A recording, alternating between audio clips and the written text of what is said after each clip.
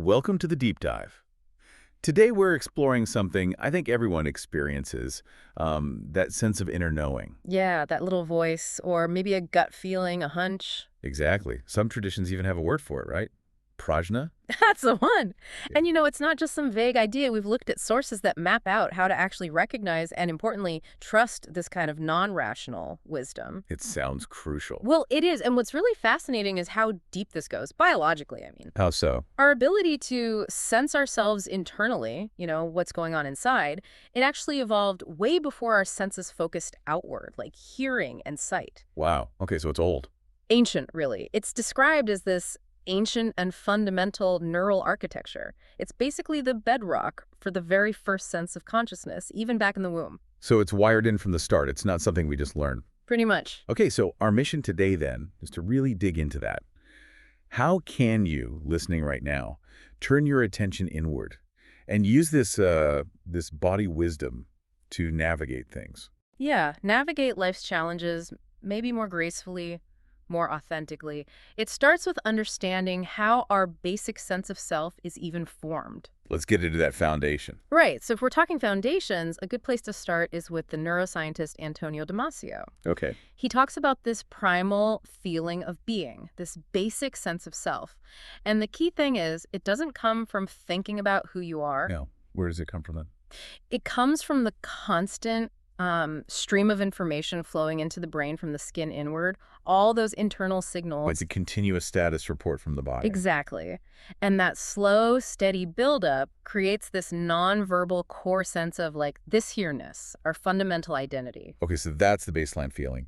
What about when it speaks up as inner knowing? What does that feel like? Well, the sources say it's definitely more sensation than, analytical thought. You often feel it physically. Where? Like in the chest or? Yeah, often the heart or the belly area. Yeah. And crucially, it tends to be frequently unbidden and unexpected. It just sort of arrives. And it doesn't come with a list of reasons why. No spreadsheet attached, no. It doesn't explain or justify itself. It just is. And that leads to this idea of it being a two-edged knife. That's a really potent description from the sources, yeah. Because living by that truth can be incredibly liberating, right? Sure. Authenticity. It can also be very inconvenient. It has the power to cut you right out of your comfort zone. How so? Like ending relationships or jobs? Absolutely. It could point towards ending a marriage, a friendship, even a whole career path, because suddenly staying feels false. It prioritizes that inner truth over the nice, safe story you've built. Okay, that sounds intense and maybe a bit scary. Like follow your heart, even if it means burning everything down. How do you know it's true inner knowing and not just, I don't know, fear or recklessness or self-sabotage? That is the absolute critical question. And distinguishing that, well, it often comes down to the quality of the feeling itself, which we'll get into more detail later with the somatic markers. But for now, we have to face the big obstacle, our culture. Modern life just puts such a massive emphasis on rational, objective thought, right? Yeah, logical thinking is king. And that pushes this other kind of knowing, this inner subjective sense, into the shadows. It's often dismissed. So the first step is just being open to it. Pretty much. Sure. Just having an intellectual openness. Yeah. A willingness to say, okay, maybe there are other valid ways of knowing things beyond just logic. That requires a real shift, though. I like that quote from the sources about the rational mind. Oh, yeah. Which one? The rational mind is a good servant, but a poor master. Yes. That sums it up perfectly, doesn't it? We kind of restore our own authority when we realize thought has limits, when we demote it from being the CEO of everything. Okay, so intellectual openness is the doorway. What about the actual wiring? How are we built for this kind of knowing and connecting? Well, it really starts early with psychological attunement. Think attachment theory. What children need, fundamentally, is attuned attention. They need to feel seen, heard, cared for. But most importantly, they need to feel felt by their caregiver. Feel felt. I find that phrase really striking. It suggests something beyond just being understood intellectually. Exactly. It's an embodied resonance. And if that's missing, if a child consistently feels unseen or unfelt, it creates this deep barrier later on to trusting their own feelings. Because they never learned what their feelings felt like to someone else. Right. They lack that external mirroring that helps them validate their internal world. And this need to feel felt, it connects directly to the biology of empathy. Which brings us to mirror You neurons. got it. Giacomo Rizzolati's discovery, kind of by accident, in macaque monkeys. Right, the peanut story. Yeah. The same brain cells fired whether the monkey was actually eating a peanut or just watching another monkey eat one. So my brain is basically simulating what you're doing. If I watch you pick up that pen, a part of my brain acts as if I'm picking it up. In a way, yes, it's this embodied simulation. It allows us to grasp what others are doing, what they might be intending, even what they're feeling in a really direct, visceral, firsthand way. That's huge. I remember reading Ramachandran predicted they'd be as important for psychology as DNA was for biology. He did. It really shifted the paradigm for understanding connection. And it leads to some pretty mind-bending ideas about the self, doesn't it? Like these Gandhi neurons. Ah, yes, the pain sensory mirror neurons. It's wild. They apparently can't distinguish between pain in oneself and pain witnessed in another. Seriously. Yeah, one source put it so starkly. The only thing separating your consciousness from another's might be your skin. Wow. Just let that sink in. Hmm. Our skin. It really challenges that Western idea of a totally separate individual self, doesn't it?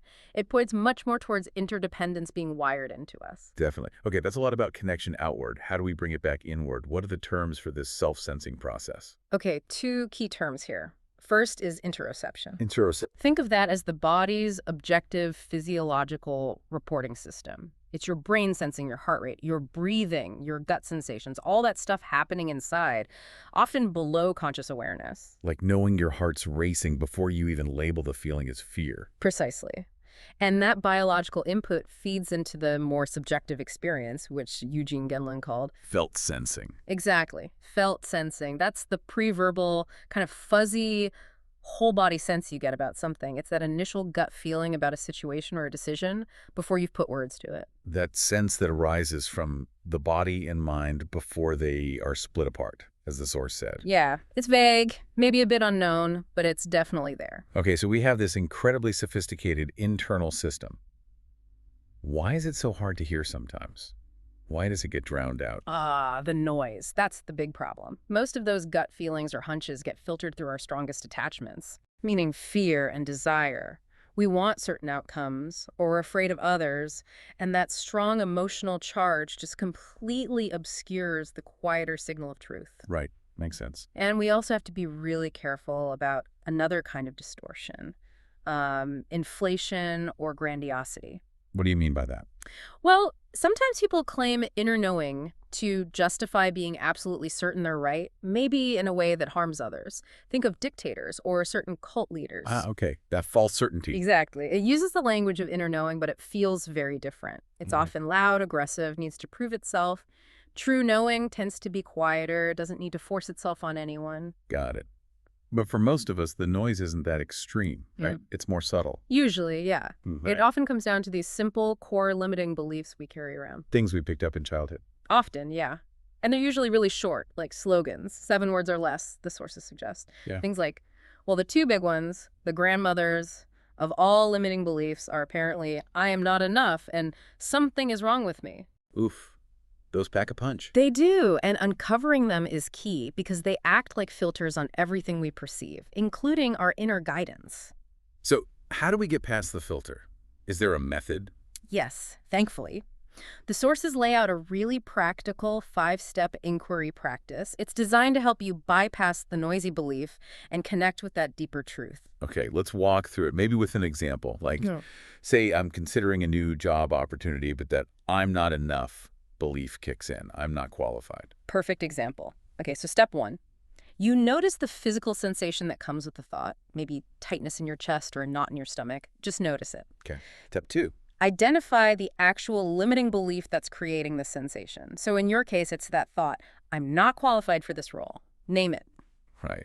Step 3 is the crucial one, isn't it? The pivot. Yes. This is where you shift your attention, you deliberately bring your focus down from the worried thoughts in your head and into your heart area, that energetic center. And then you ask that space inwardly, what is the truth here? What is my deepest knowing about this specific situation, this job? And you just wait. You listen for a response that isn't words. Not words. Like what? It might be a feeling like calm or expansion. It could be an image or just a direct sense of knowing that doesn't use the same language as your fear. Okay, then step 4. You let whatever response came saturate your body. You really feel it, breathe it in. If it was calm assurance, you let that feeling fill the space where the tightness was. You're kind of rewiring things physiologically. Letting it land in the body. Yeah. And finally, step 5. You revisit the original belief, I'm not qualified, and you just check in. Has the emotional charge lessened? Is it gone? Usually, if you've genuinely connected with that deeper knowing, the belief just doesn't have the same power over you anymore. Because you've accessed a deeper reality that shows it up as just a thought, not the truth. Exactly. And related to this, we also need to talk about the inner critic. Ah, yes. The voice of shoulds and should nots. That's the one. It sounds so authoritative, doesn't it? But the sources suggest that if you look at it closely with compassion, you often see it's like a confused, well, a child dressed up as an adult. Trying to keep us safe. Yeah, usually. In a really harsh, counterproductive way. It thinks criticizing you first will protect you from external criticism or failure. Recognizing its perverse good intentions helps you not take its advice so seriously. Okay, so that inquiry practice helps clear the noise. What about recognizing the signal itself? You mentioned somatic markers earlier, like signposts. Yes, exactly. The sources describe 4 main somatic markers. Think of them like cairns, those little stone piles hikers use. They're subtle physical signals that tell you, yes, you're tuned in now, this is it. They validate the knowing. Okay, what's the first one? Marker 1 is relaxed groundedness. Think about when you're stressed waiting for exam results, a difficult conversation. Yeah, shoulders up by your ears, clenched jaw. Right, that tension is often about protecting our self-image, that fear of, messing up or being rejected. Yeah. When you genuinely tune in to inner knowing, the attention tends to drop down out of the head into the body. And there's this core relaxation, a feeling of being grounded, heavy in a good way, stable. Okay, I can picture that. What's marker 2? Inner alignment. This is more subtle. It's that feeling of things just lining up inside. Yeah. Physically, it can even manifest as sitting up a bit straighter, like the truth literally sits us up. Interesting. And this brings a sense of authentic aliveness, which is really different from just being excited. How so?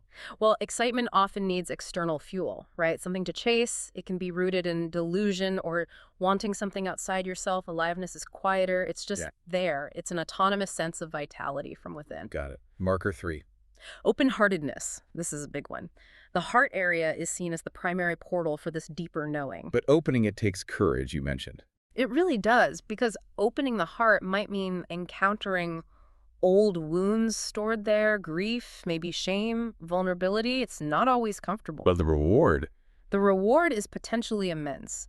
The sources suggest that when the personal heart truly opens, it connects to something larger. They call it the great heart, a kind of universal heart capable of holding compassion for all of humanity's suffering. You realize it's not just your pain. Wow. That's profound. And the final marker, number 4. Spaciousness. This is often reported alongside inner knowing, a sense of vast space or deep silence appearing both within and around the body. Like the boundaries dissolve a bit. Yeah, exactly. It's like that metaphor of the fish suddenly realizing it's been in the ocean the whole time. You realize you're part of this infinite space. And how does that affect how we relate to others? It leads to what's called spacious intimacy. You see others clearly as distinct individuals, but you also feel your shared ground, that non-separate quality we talked about with the mirror neurons. You stop seeing people primarily as potential threats or resources and more as fellow expressions of that same space. So putting this all together, the inquiry practice, recognizing these 4 markers, where does it ultimately lead? Well, the sources suggest it leads towards spiritual autonomy. Meaning true self-governance. You stop needing to project authority onto external figures, gurus, leaders, even belief systems, because you recognize that core authority resides within you. You can trust your own inner compass. And what happens to the thinking mind in all this? Does it just disappear? Not at all. But its role changes dramatically. It gets dethroned as the CEO, as one source put it. All It right. takes its rightful place as a really useful assistant. Still great for planning, analyzing practical stuff. But it's not running the whole show anymore, driven by fear or the need to control everything. It serves the deeper knowing rather than trying to override it. That sounds like a much more peaceful way to live. It certainly seems to be pointing that way. Which brings us, I think, to our final thought for today.